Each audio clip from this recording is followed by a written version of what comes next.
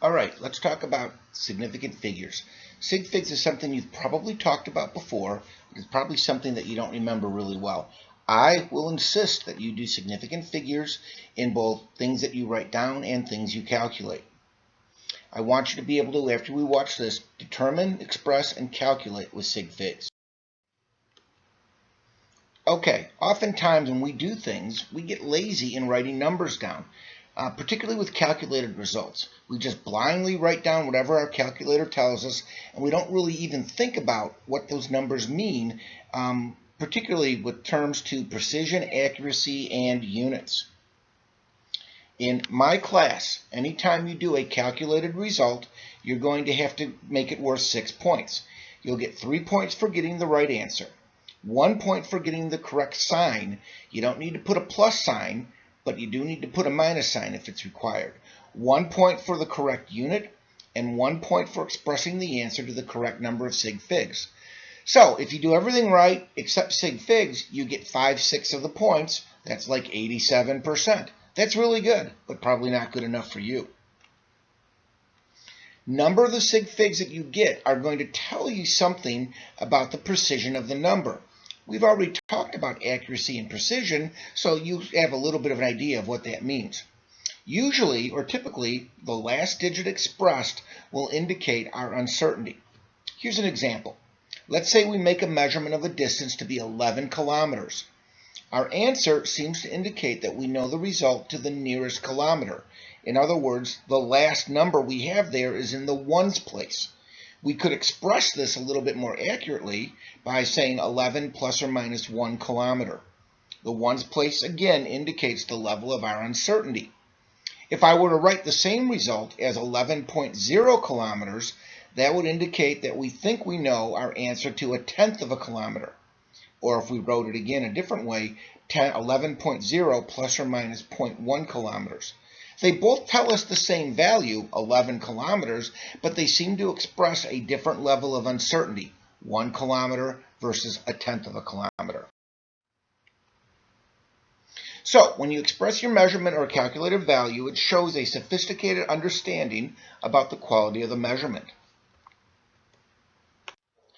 This is something that most college students and even high school students don't do very well. I will insist that you do it well for me. How do you determine the number of sig figs in a number? First, any digit that's not a zero is significant. It's only the leading and trailing zeros that give us problems. Zeros located between non-zero digits are always significant. So again, you only really have to worry about zeros on the far left of the answer or the far right of the answer. Here's a number, 456,000. As expressed, those last 3 zeros on the right side are not significant. They're trailing zeros. They don't tell us anything. Here's another number, 0.004520. I have some leading zeros. Those zeros would not be significant. However, the zero on the right side would be. 123.4. That's easy. There's no zeros in there, so all those numbers are significant. 4 sig figs. 10,091. The zeros are between numbers, so they are significant. I would say this has 5 significant figures. 1.00304. All the zeros are between other numbers, so they're all significant. That would be 6 sig figs. The zeros are between the non-zero digits to be significant. It's the leading and trailing zeros that cause problems. However, I do know of a simple, foolproof method of determining the number of sig figs with leading or trailing zeros. It's called the AP method.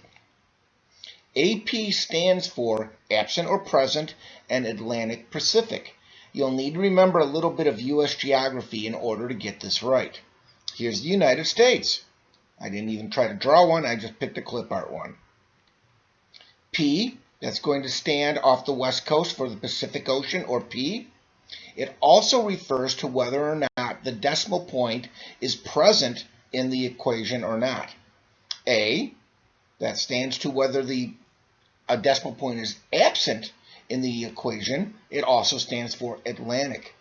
So if you understand geography, knowing the Pacific Ocean's on the west coast, the Atlantic Ocean's on the right coast, P stands for decimal present, A stands for decimal absent, you're going to be good.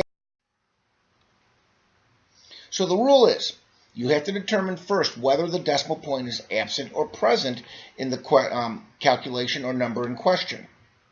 If absent, you then start on the west coast, the opposite side, the left side of the number, and count the number of digits to the right, towards the Atlantic. Absent, towards the Atlantic, until you get to the trailing zeros, and that would be the number of significant figures. Here's an example, 2,300. In this case, the decimal point is absent. That means I start on the left side of the number, the Pacific side. I have to count towards the Atlantic side. I start counting. I count 2 and 3. So those are two numbers. I get 2, so that means there would be 2 significant figures in this number. The trailing zeros on the right are not significant. Here's another example. 1,010. Again, the decimal point is absent. I start on the left side of the number and count towards the Atlantic to the number of digits to the trailing zeros. In this case, I get 3, so there would be 3 significant figures in this number. Now, the rule is, again, first determine whether the decimal point is absent or present in the number in question. If it's present, we do the opposite. You start on the east coast, the right side of the number, and count the number of digits towards the left, towards the Pacific, until you get to the leading zeros, and that would be the number of significant figures. Here's an example, 0.00230. In this case, the decimal point is present. I'm going to start on the right side of the number and count towards the Pacific till I get to the leading zeros. In this case, I get 3, so there are 3 significant figures. The 0 on the right side is significant. Another example, 1.015. In this case, again, the decimal point is present. I'm going to start on the right side of the number and count towards the Pacific, the left of the digits to count the number of digits of the trailing zeros. In this case, I get 4, so there are 4 sig figs in the number.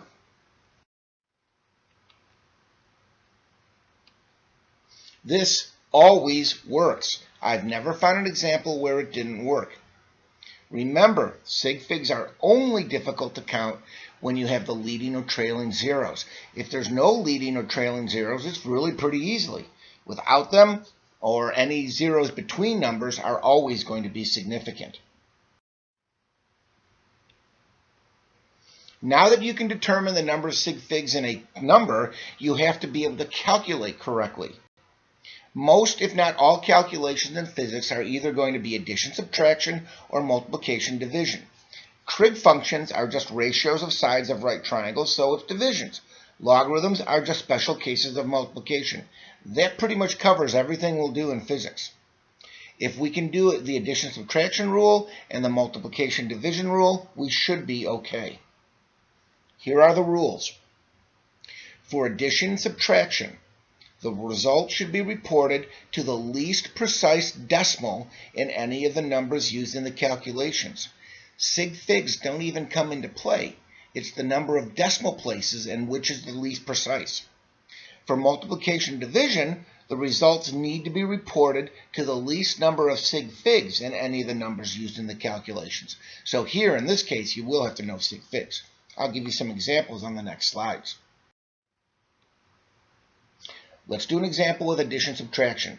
Remember from math that addition and subtraction are really the same mathematical operation. They have equal importance in order of operation. So here it looks like I've got 3 numbers I'm adding together. 543.231, 12.1, and 3.78. The first thing you always got to do is just do the calculation. Put the numbers as shown into your calculator, write them down on the paper, or perform the math, whatever you have to do. If you do this, in this case, I get an answer to be 559.111. Now I have to look at the individual numbers one at a time. The addition-subtraction rule requires that I report my answer to the least precise value of our individual numbers. 543.231 is precise to the thousandth place. 12.1 is precise to the tenth place. 3.78 is precise to the hundredth place. The least precise of these is the 12.1, so I need to report my result to the tenth. My answer, 559.111, becomes reported as 559.1. So even though the first number had 6 sig figs, the second had 3, and the third had 3, my answer ends up having 4 sig figs when reported properly. If you have to round numbers, digits 0 through 4 round down, and digits 5 through 9 will round up. The rule works just as well if there's not decimals but whole numbers. Here's an example. 145.6, 2,300, 1.5768. Adding all those together, let's see what the result gives. The result gives me 2,447.1678. 145.6 is precise to the tenth place. 2,300 is precise as written to the hundredths place, not hundredths, but hundreds. And then the 1.5678 is precise to the 10,000th place. The least precise is the 2,300, so I have to round my number to the nearest hundred. 2,447.1678 becomes 2,400. Let's try a multiplication division example. Again, remember from math that multiplication and division are really the same mathematical operations. They'll have equal importance in order of operation. Here's my example. I'm going to take 45.6 times 2.1. Again, do the calculation. Put the numbers as given into your calculator, get your result. I find the answer to be 95.76. The multiplication division rule states that I have to report my answer to the least number of sig figs. 45.6 has 3 sig figs. 2.1 has 2 sig figs. That means my answer has to be reported to 2 significant figures. Therefore, my 95.76 will get rounded to 96. What happens if you have more complicated calculations? You apply the rules according to order of operation.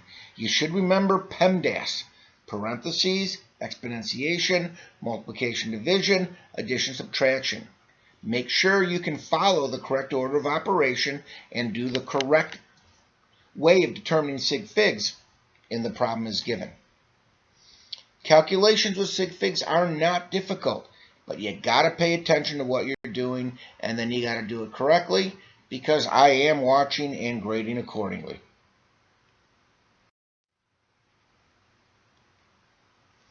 There is another way to write numbers, and sometimes you have to use this way to report numbers to correct sig figs.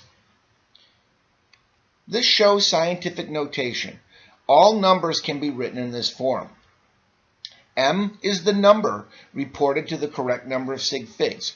It's going to be a number between 1 and 10, so 1 is going to be less than M is going to be less than 10. N is the power of 10 used. It can be any integer, positive, negative, or even 0. Sometimes you have to report a number to the correct number of sig figs, even though the number may not naturally be in that way. How can I report 200 to 3 sig figs? As written, 200 has only one significant figure. One way would be to add a decimal point to the end. Then my decimal point is present. I start on the right side, count to the left. I would get 3. That would make sense. A better way is to use scientific notation. You write the number as 2.00 times 10 to the second. The 2.00 is expressed as the correct number of significant figures, and the power of 10 is 2, indicating it would be hundreds.